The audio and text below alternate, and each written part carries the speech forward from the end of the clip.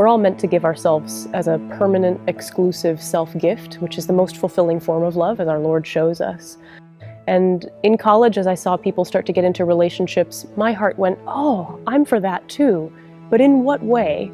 And so as I began to pray, I uncovered something that surprised me, that I had a great desire for consecrated life. And as I continued to explore that desire and look into religious orders, which is sort of the easiest way to find consecrated life for women in the US, people who knew me said, I thought that God wanted you to be a doctor. Maybe you should look into consecrated virginity. And I said, what? That does not sound like something I'm interested in, because I want faithfulness, I want the Eucharist, I want obedience.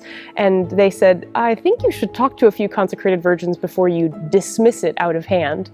And I said, nah, and I dismissed it out of hand. And then 6 months later, I came back to it, because that's the way the will of God works. Even if you try and go on a different path, as long as you're open to God's will, He will put you back in the right place.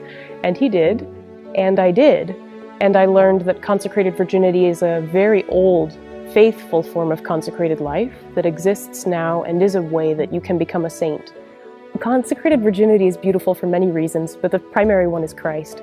The consecrated virgin is wed to and strives to imitate the poor, chaste, and obedient Christ, who lived himself with the great gift of virginity, giving himself completely to God the Father in obedience. And he lived among a house of virgins with Our Lady and Saint Joseph.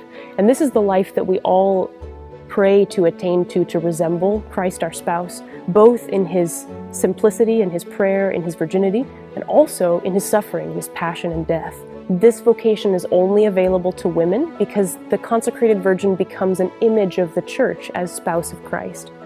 The primary spirituality is to be a bride of Christ. It's not to do any particular work or fulfill any particular mission, since these can be very different between virgins. Consecrated virginity is a very old vocation, but it's ancient and new, as the Church needs consecrated virgins now in the present time, perhaps more than before.